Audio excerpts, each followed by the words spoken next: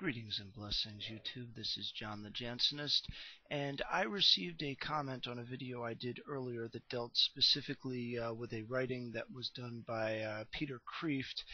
He did a commentary on Pascal's Pensées titled Christianity for Modern Pagans, and it was brought to my attention, since I had actually not read this particular book, although I had heard of it, that Kreeft had asserted that Pascal was not actually a Jansenist.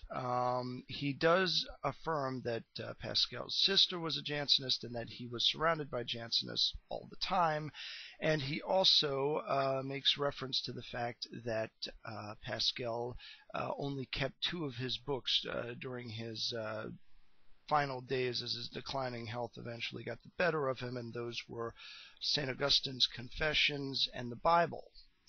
Now, before I get into my disagreement with this claim, he's the only historian that I know of that has actually made this claim. It's important to understand a few things about Pascal. Pascal was not a cradle Catholic Augustinian, and he was also not a member of the clergy.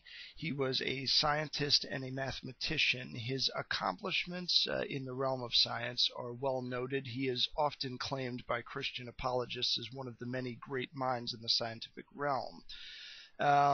And because of this, there are some quirks in his views which set him apart from other members of the Jansenist movement as a person who has a very scientific mind. That is how he ultimately approaches arguing his points in his apologetics. And the important thing to understand is that Pascal was the only person in, or I should say associated with, the Jansenist movement that actually attempted apologetics outside of Catholic circles. And his works are equally readable if you're a Catholic or a Protestant, and they are particularly noteworthy for their anti-Jesuitic frame, so to speak, particularly the provincial letters. And the important thing to understand about the Jansenist movement as an entirety is that, like the Bionists before them, or the Bayanists, they were essentially nothing more than a reassertion of early, olden times primitive Christianity, which was brought into a systematic theology by Augustine of Hippo, but it was around before him. It is a reassertion of the true message of the Gospels, and it is a perfect representation of the balance between law and grace that can be found in the Scriptures. It is compatible with other views of Scripture, such as Lutheranism, Calvinism. Anything that draws itself from an Augustinian root is going to come to similar conclusions.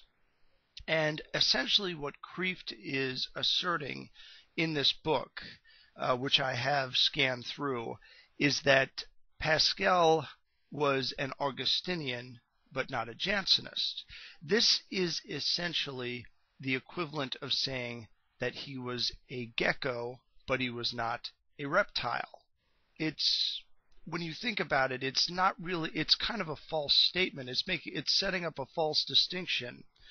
And I can understand the point that Pascal was a unique Jansenist because of his specific disposition as a proponent of mathematics, and his unique position as being the only philosopher of his time period to openly reject Cartesian philosophy, the philosophy of Descartes, which he is seen as the father of modern philosophy. I have also rejected him, by the way, which is one of the reasons why, little by little, as I bring myself more in line with the Jansenist faith, I am starting to more and more reject completely all of the naturalistic tendencies that I had from my days as an atheist, and also my days as a Thomist, which is essentially a semi-Augustinian view of Catholic theology.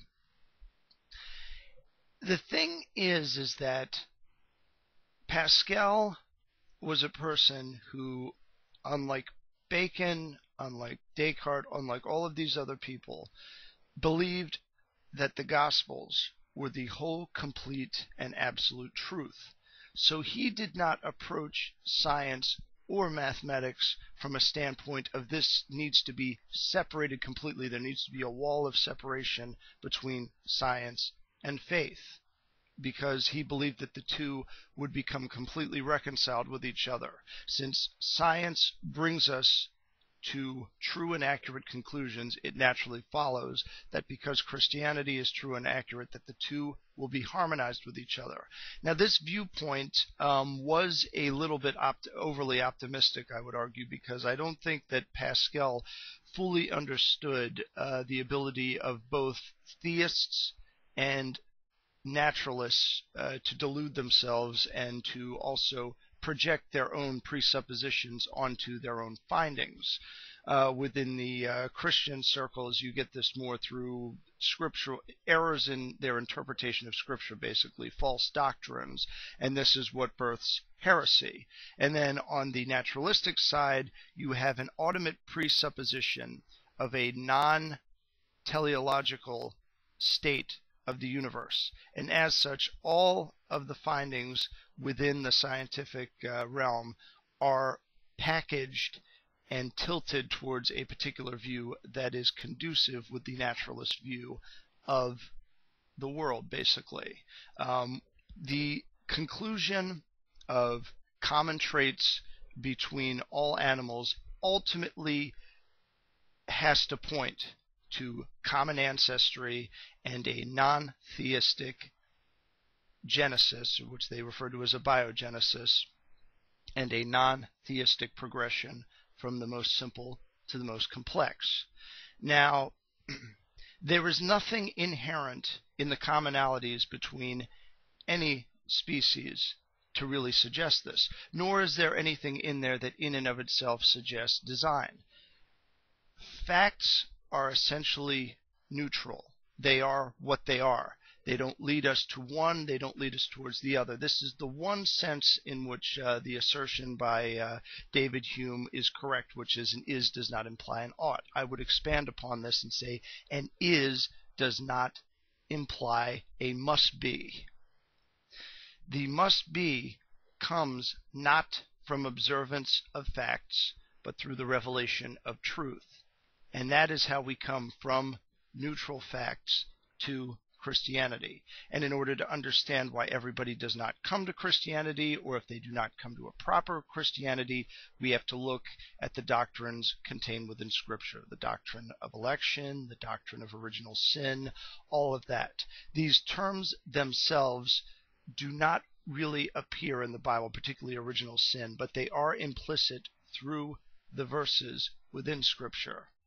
And as such, we have to keep all of that in mind. And now just moving back to Pascal, the important thing to understand is that Pascal viewed reality through the lens of full doctrinal Christianity. And so I will essentially leave it there. I think that Kreeft is essentially making false distinctions. So until next time, in nomine Patris et Filii et Spiritus Sancti, God be with you.